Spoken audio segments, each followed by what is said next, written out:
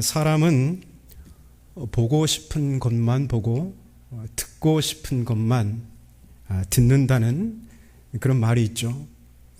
사물을 보더라도 글을 읽더라도 내게 끌리는 부분만 취사 선택한다는 것이죠. 이러한 태도는 성경을 대할 때도 예외가 아닌 것 같습니다. 연말이면 대부분의 교회에서 말씀 카드 뽑기를 합니다.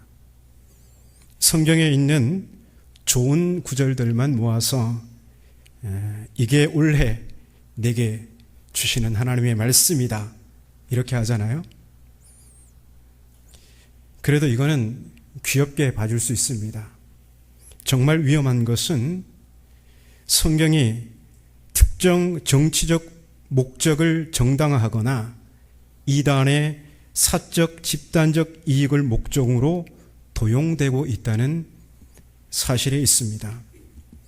흔히들 현대 그리스도인들은 지적 수준이 높아졌기 때문에 성경을 아는 지식도 높아졌다고 합니다. 그런데 우리가 지식이라고 할 때 이 지식이 어떤 지식인지 분별해야 합니다. 영어에 information이라는 단어가 있는데요. information, 우리말로 정보입니다. 우리는 다양한 미디어를 통해서 정보들을 제공받습니다. 이것은 그야말로 정보일 뿐이죠. 그런데 대중은 이러한 정보를 제공받고 이것을 지식이라고 생각합니다. 뉴스에서 보도되는 정보들을 그대로 받아들여서 그것을 자기 지식화합니다. 그런데 그것은 엄밀히 말해서 수많은 정보들 중에 하나일 뿐입니다. 영어 단어에 knowledge가 있습니다. knowledge, 이게 지식입니다. 지식은 다양한 미디어에서 생성된 정보의 구슬들을 잘 꿰어서 하나의 주제, 하나의 담론을 형성하는 것을 가리키는 것입니다. 즉, 이 정보는 이 근거에 의해서 이거는 정당하다, 옳다. 또 이 정보는 이러한 근거에 의해서 이것은 거짓이야. 이것을 부정하면서 그것을 논리적으로 소술하면서 체계화된 주제를 제시하는 것, 그것을 지식이라고 합니다. 그러니까 지식의 파편들이 여러 가지가 있어요. 정보의 파편들이. 내가 제공받은 정보의 파편들이 여러 가지가 있는데 요거는 빼고 요거는 가져오고 이렇게 조합해가지고 요거는 뭐 때문에 정당한 거고 요거는 뭐 때문에 정당하지 않은 거고, 그래서 나의 주제, 나의 메시지는 이것이다 딱 제시할 때 그것을 지식이라고 합니다. 그래서 현대 그리스도인들이 성경을 아는 지식이 높아졌다고 할 때 그것이 성경에 기록되어 있는 다양한 정보들을 알고 있는 것인지, 아니면 성경 저자가 독자들에게 말하고자 하는 핵심 메시지, 핵심 주제를 논리적으로 파악하고 있는지를 구분해야 합니다. 이것을 구분하는 것은 어렵지 않습니다. 내가 말하고자 하는 바를 타당한 근거를 제시하면서 논리적으로 설명할 수 있으면 그것은 지식입니다. 반면 그러지 못할 때 그것은 하나의 정보입니다. 물론 누군가는 어떤 정보를 말할 때 그 사람은 자기에게 정보를 제공한 사람을 신뢰하고 있을 가능성이 높습니다. 그렇다고 해서 그것을 그냥 받아들이는 것은 위험합니다. 왜냐하면 우리에게 제공되는 많은 정보들이 있잖아요. 근데 그것은 실제로 문해력이 되지 않는데 자기 어떤 특정한 목적을 가지고 만들어내는 경우가 참 많습니다. 그런 사람들의 특징은 뭐냐면 대중의 기호를 정확하게 간파하고 있습니다. 대중이 뭘 소비하고 싶은가, 어떤 미디어, 어떤 정보를 소비하고 싶은가, 대중의 욕망을 정확히 간파하고 그들이 좋아하는 컨텐츠를 만들어서 제공하면 됩니다. 그런데 문해력이 있는 사람이 보면 얼토당토 않죠. 근거는 없고 주장만 난무합니다. 그렇기 때문에 그런 문해력이 되지 않는 사람이 만약에 어떤 정보를 제공한다면, 그리고 그런 사람이 어떤 정치적 목적이나 이단의 사적 집단적 목적을 위해서 성경을 도용한다면 그것은 그냥 소비하기에는, 그냥 받아들이기에는 매우 위험한 것이 되고 맙니다. 우리가 오늘 보고 있는 이 요한계시록은 오랫동안 정치적 목적이나 이단의 사적 집단적 목적을 위해서 그야말로 난도질을 당해왔습니다. 물론 어떤 성경 해석자도 성경을 완벽하게 이해하는 것은 불가능합니다. 하지만 성경을 함부로 주무르면서 대중들을 미혹해서 자신들의 사익을 취하는 것은 재고의 여지 없이 범죄입니다. 오늘의 주제인 인침을 받은 14만 4천, 그리고 셀 수 없는 큰 무리, 이 또한 이러한 역사적 맥락에서 함께 살펴보려고 합니다. 14만 4천 하면 얼른 떠오르는 이단이 신천지입니다. 신천지가 우리 지자교회도 정기적으로 우편을 보내고 서신을 보내고 있습니다. 다데오 지파가 혹시 구미에 있는지 잘 모르겠는데 거기에서 지속적으로 저와 담임 목사님을 회심시키기 위해서 정기적으로 서신을 보냅니다. 아주 애타는 마음으로 서신을 보내고 있죠. 그래서 이 14만 4천 하면 가장 먼저 떠오르는 이단이 신천지이죠. 신천지는 목자인 이만희와 12지파장이 있습니다.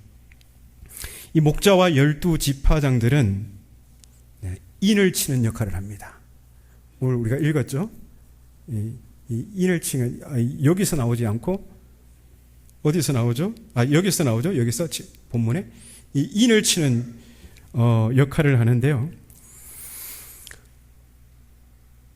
이들에게 인침을 받은 14만 4천이 이제 12지파에 각각 이렇게 소속되게 됩니다. 이렇게 인침을 받은 12지파 14만 4천 신천지 신도는 어떤 위치에 있냐면 다스리는 위치에 있어요. 인침을 다 받아가지고 12지파에 소속된 사람, 다스리는 위치. 그러니까 신천지 조직은 서열 구조로 되어 있습니다. 목자인 이만희와 그 바로 아래 12지파장은 엄청난 권세를 가지고 있죠. 왜냐하면 이들은 인치는 자들이기 때문입니다. 그리고 이들의 인침을 받은 12지파에 소속된 14만 4천 명만이 이제 다스리는 위치에 있는 거예요. 다스리는 통치권을 가지고 있는 거죠. 그러니까 이러한 위계를 통한 신천지의 포교 활동은 14만 4천이라는 숫자를 모으는데 어렵지 않게 성공을 거두었습니다.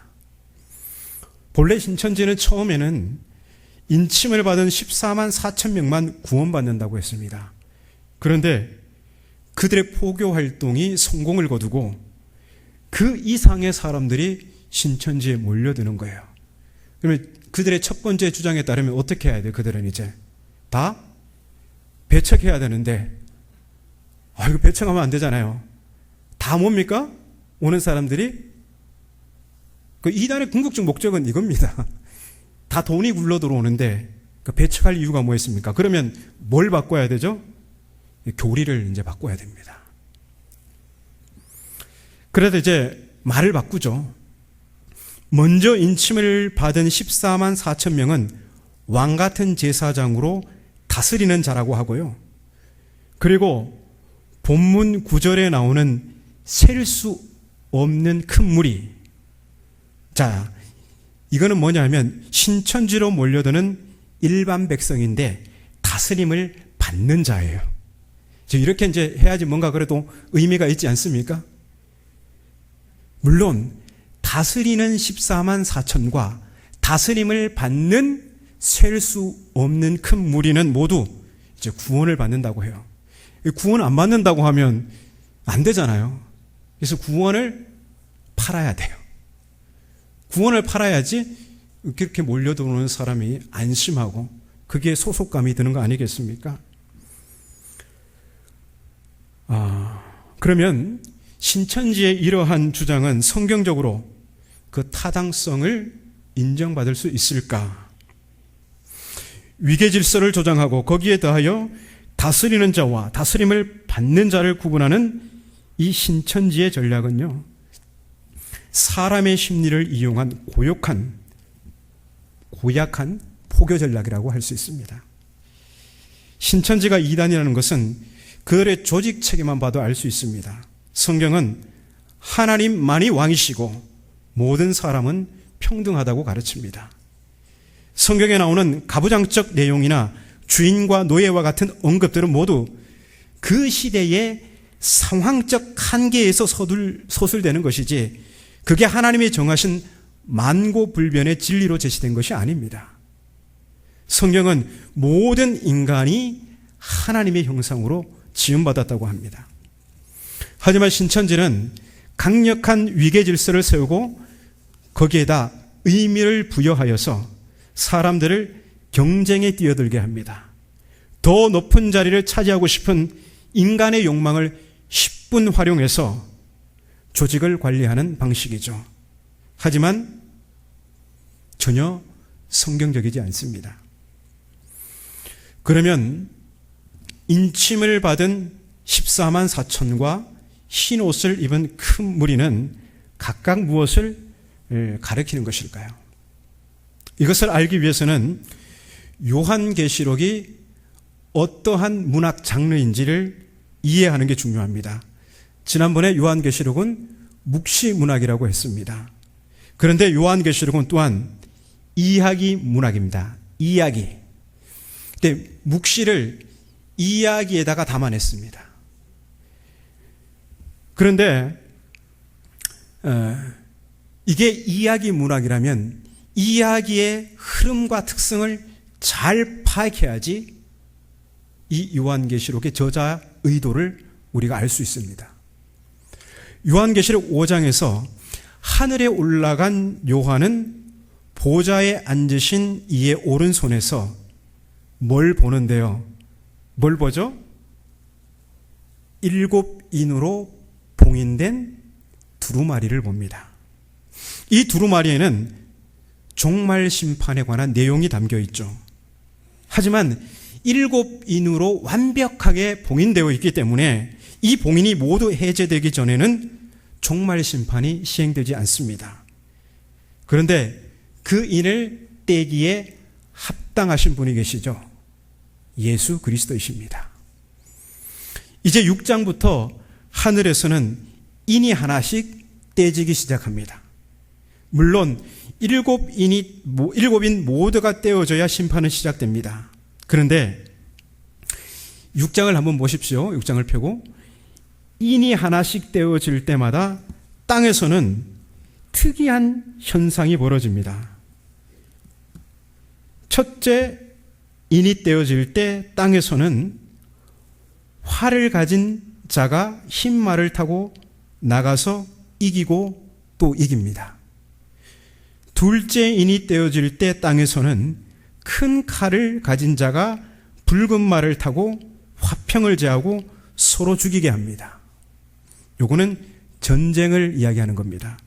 그리고 셋째 인이 떼어질 때 땅에서 손에 저울을 가진 자가 검은 말을 타고 나오는데 요 표현은 지금 땅에 극심한 기근이 있다는 것을 말하고 있는 겁니다. 그리고 넷째 인이 떼어질 때 땅에서 사망이라 이름하는 자가 청황색 말을 타고 땅의 4분의 1의 권세를 얻어 검과 흉령과 사망과 땅의 짐승들로서 죽입니다. 이것은 지금 땅에서 죽음이 벌어진다는 것입니다. 마치 종말 심판이 시작된 것처럼 보입니다. 하지만 이 땅에서 일어나고 있는 전쟁이나 기근이나 이 죽음의 현상들은 종말 심판이 시작되기 전 요한 당시 성도들이 처한 고된 삶의 현실을 표현하고 있는 것입니다. 물론 이런 고된 현실은 그 시대에만 그런 것이 아니죠.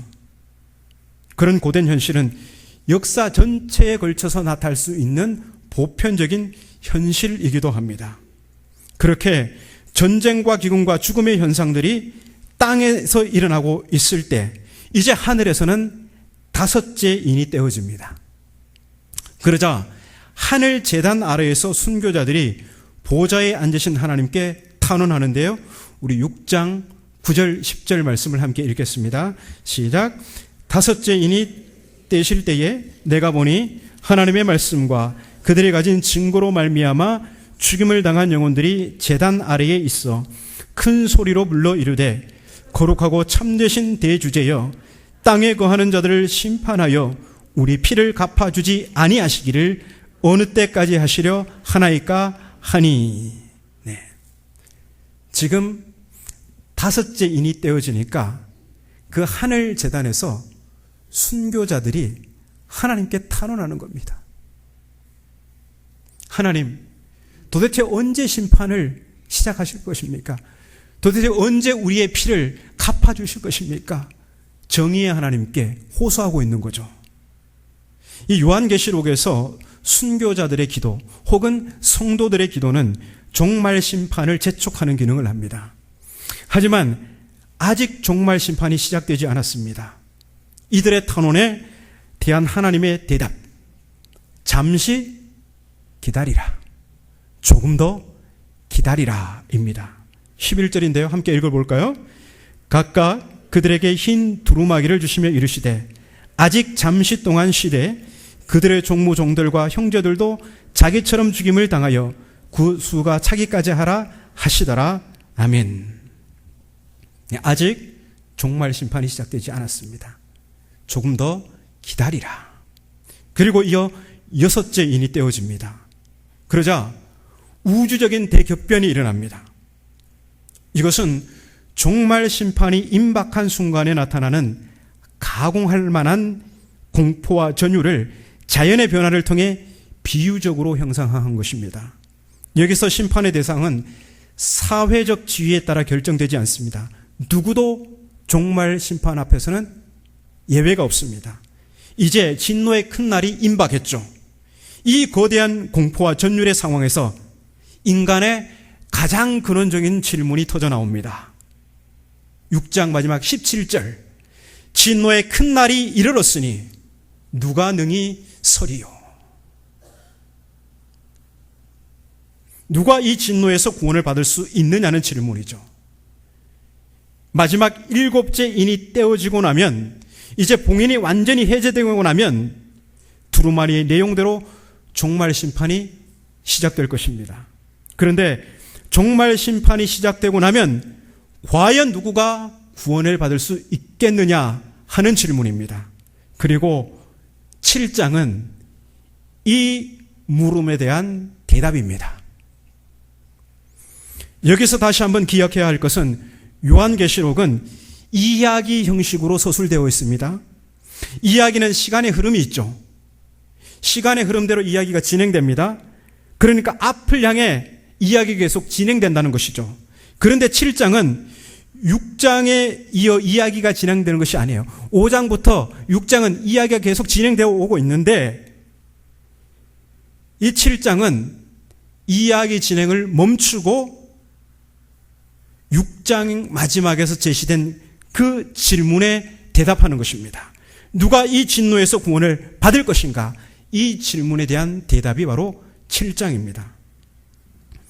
이 질문에 대한 대답이 끝나야 비로소 8장에서 7인이 떼어지면서 이야기가 다시 앞으로 진행됩니다.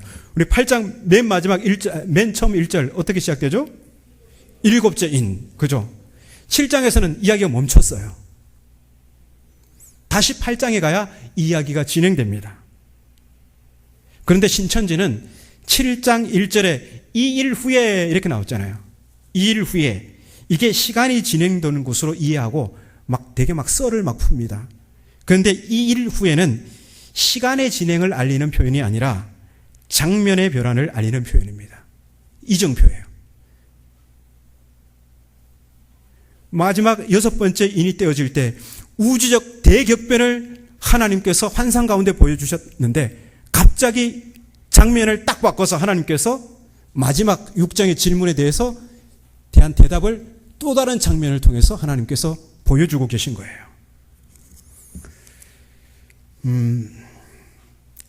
이제 요한은 이 다른 장면에서, 이제 오늘 본문이에요. 이 다른 장면에서 네 천사가 땅 네 모퉁이에 서서 땅의 사방의 바람을 붙잡아서 땅과 바다와 각종 나무에 불지 못하게 하는 것을 봅니다. 그리고 본문 2절, 3절을 보시면 이 다른 천사가 살아계신 하나님의 인을 가지고 해 돋는 데로부터 올라와서 네 천사를 향해 큰 소리로 우리가 우리 하나님의 종들의 이마에 인치기까지 땅이나 바다나 나무들을 해하지 말라고 그렇게 외칩니다. 그리고 나서 이 다른 천사와 그를 돕는 다른 무리가 이제 성도들의 이마에 인을 막 치기 시작하는 겁니다. 요한이 인침을 받은 자의 수를 들었는데 그 수가 이스라엘 자손의 각 지파 중에서 몇 명이라고 합니까? 14만 4천이라고 합니다. 그런데 여기서 14만 4천은 문자적으로 이스라엘을 가리키는 것이 아니라 신약 성경에서 참 이스라엘로 대표되는 교회를 가리키는 상징적인 숫자입니다. 그래서 14만 4천은 이렇게 분해할 수 있어요. 12 곱하기 12 곱하기 1000 12 곱하기 12 곱하기 1000 하면 14만 4천이 나와요. 자, 여기서 12가 두 개잖아요. 이 각각의 12는 약속으로서의 구약 백성과 또 약속의 성취로서의 신약 백성을 의미하는 거예요. 여기에서 약속으로서의 구약 백성은 그 성취로서의 신약 백성에 흡수되는 거죠. 그렇다면 14만 4천은 신약교회의 공동체를, 신약의 교회 공동체를 의미한다고 할 수 있습니다. 그러면 남은 천은 무엇을 말하는 것일까요? 우리 십계명에 나를 사랑하고 내 계명을 지키는 자에게는 1000대까지 은혜를 베푼다, 이런 말이 있죠. 여기서 천은 1대, 2대, 3대, 4대 막 다 꼽아가지고 1000대다 이렇게 생각하시면 안 되고요. 하나님의 사랑은 그만큼 무궁무진하다라는 표현이에요. 그 1000 세면 안 됩니다. 내가 1000대 셀 때까지 살 수도 없는 거고 아무 의미 없습니다. 하나님의 사랑은 그만큼 무궁무진하시다, 이런 표현이에요. 그래서 여기서 천은 엄청나게 많은 수를 상징하는 거예요. 따라서 14만 4천은 하나님의 인침을 받아 보호하는 수많은 지상의 교회들, 지상의 성도를 상징하는 것입니다. 신천지가 지상의 교회를 대체하는 14만 4천이라는 주장은 성경 그 어디에도 없습니다. 인을 치는 다른 천사가 신천지는 12지파장이라고 하잖아요. 이만희와 12지파장. 그런데 그런 게 어디 없어요. 또 이만희가 14만 4천을 보호하고 구원하는 주체라는 주장도 모두 아무런 근거가 없는 자신들의 입맛대로 끼워 맞춘 것에 불과합니다. 본문에 따르면 인을 치고 그의 백성을 보호하는 주체는 인간이 아니라 천사를 부리시는 하나님이십니다. 그러면 본문 9절에 등장하는 셀 수 없는 큰 무리는 누구를 가리키는 것일까요? 신천지는 이들이 누구라고 했죠? 14만 4천이 다 채워지고 난 다음에 신천지로 몰려오는 일반 백성, 다스림을 받는 자들이라고 했습니다. 그러면 정말 그들일까요? 9절을 계속해서 보면 이들은 흰 옷을 입고, 9절 맨 처음에 어떻게 표현되고 있죠? 2일 후에. 이것도 뭡니까? 시간의 진행이 아니라 장면의 변화를, 다른 걸 또 보여주시는 거예요. 다른 거를. 자, 9절을 계속해서 보면요. 이들은 흰 옷을 입고 손에 종려가지를 들고 보좌 앞과 어린 양 앞에 서서 10절 큰 소리로 보좌에 앉으신 이와 어린 양께 구원의 찬송을 부릅니다. 그리고 요한이 이 흰옷 입은 자들이 누구인지를 묻자 장로 중 하나가 대답하죠. 14절입니다. 함께 읽겠습니다. 이는 큰 환란에서 나오는 자들인데 어린 양의 피에 그 옷을 씻어 희게 하였느니라. 아멘. 자, 이 말씀에 따르면 이들 또한 지상의 교회들을 상징합니다. 그죠? 환란에서 나오는 자들, 어린 양의 피에 그 옷을 씻어 희게 한 사람들이 누구예요? 성도들을 얘기하는 거죠. 교회를 얘기하는 겁니다. 그런데 이들이 위치한 장소가 달라요. 14만 4천은 어디에 위치해 있습니까? 지금 전쟁과 기근과 죽음이 반복되는 지상의 고된 현실 중에 있어요. 그런데 셀 수 없는 큰 무리는 지금 누구를 찬양하고 있었어요? 어디 앞에서? 9절에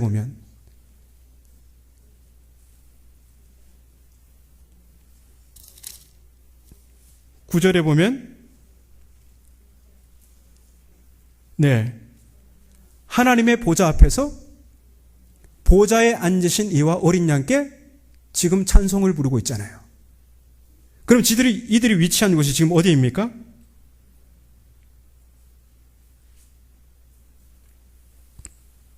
지금 하늘 보좌 앞에 있는 거예요. 여러분, 이게 뭘 의미할까요? 이는 이 셀 수 없는 큰 무리는 지금 지상에 있는 교회들, 그 14만 4천의 미래를 미리 보여주는 것입니다. 그러니까 14만 4천과 셀 수 없는 큰 무리는 동일한 실체예요. 동일한 실체인데 차이는 전자는 인침을 받은 성도들의 현재 모습이고 후자는 동일한 실체의 구원받은 미래의 모습을 보여주는 겁니다. 이해되셨습니까? 이제 질문에 대한 대답이 명확해졌죠. 진노의 큰 날이 이르렀으니 누가 능히 서리요? 네, 하나님의 인침을 받고 하나님의 보호를 받는 지상의 성도들, 지상의 교회들, 바로 여러분들입니다.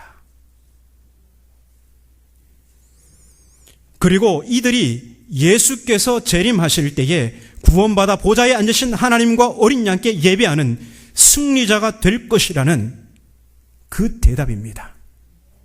그러니까 진노의 날에 하나님의 보호를 받으며 궁극적으로 이기는 승리자는 다름 아닌 교회라는 것입니다. 황제 숭배를 강요받고 핍박 가운데 있던 소아시아 7교회들이 예배 시간에 이 묵시를 들었을 때 얼마나 큰 위로와 힘이 되었을까요? 지금 믿음을 지키고 인내하는 성도들은 하나님의 인침을 받고 하나님의 임재와 보호를 받습니다. 물론 그렇다고 해서 환난과 핍박과 죽음이 이들을 피해가지는 않습니다. 그러나 죽음이 이들을 정복할 수는 없습니다. 왜냐하면 마침내 예수께서 재림하실 때 이들은 부활하여서 죽음을 이길 것이기 때문입니다. 부활은 죽음을 정복하는 사건입니다. 죽음이 죽는 날이 바로 부활의 날입니다. 그래서 부활신앙을 가진 자는 죽음의 위협 앞에서도 예수에 대한 충성을 철회하지 않습니다. 왜냐하면 그는 환난 중에서도 흰 옷을 입고 손에 종려나무 가지를 들고 보좌에 앉으신 이와 어린 양께 구원의 찬송을 부르는 그 미래를 지금 이 환난의 현실에서 앞당겨 보는 것이기 때문입니다. 이렇듯 요한계시록은 사람들을 미혹하고 회유하고 공포심을 조장하는 자들에 의해 도용되는 그런 책이 아닙니다. 요한계시록은 하나님을 대신하여 자기가 주님의 자리에 올라가 왕노릇하는 이 세속의 가치와 권세에 저항하여 가난과 위협에 내몰려도 오직 하나님의 말씀에 순종하고 오직 예수 그리스도만이 우리의 주님이라 증언하는 지상의 성도들에게 위로와 희망과 승리의 확신을 주는 묵시입니다. 요한계시록을 읽으며 두려운 마음이 드는 이유는 두 가지입니다. 성경을 자기 욕망을 이루기 위한 수단으로 도용하는 자에게 잘못된 가르침을 받고 있든지, 가장 악질, 가장 나쁜 종교는 사람들에게 공포심을 조장하여 자기들에게 복종하게 하는 겁니다. 아니면 하나님을 대항하는 짐승처럼 욕망의 노예가 되어 믿음을 저버리고 살고 있든지, 이런 사람들에게 요한계시록은 공포의 책이 될 수 있겠죠. 그러나 믿음으로 사는 자에게 요한계시록은 너무나 사랑할 수밖에 없는 그런 책입니다. 여러분, 요한계시록은요, 신비의 책이 아니에요. 엄청난 희망의 책이에요. 믿음으로 살고자 하는 자는 이 책을 붙들고 끌어안고 사랑할 수밖에 없습니다. 소망이 넘치고요, 나를 향한 하나님의 그 신실하신 사랑이 넘치는 책이 바로 요한계시록입니다. 하나님의 임재와 보호를 받고 궁극적으로 저 하늘 보좌에서 보좌에 앉으신 어린 양과 보좌에 앉으신 하나님과 어린 양께 예배하는 그 사람들은 이 환난 가운데서도 믿음을 지키는 예수의 충성된 증인으로 살아가는 바로 여러분들입니다.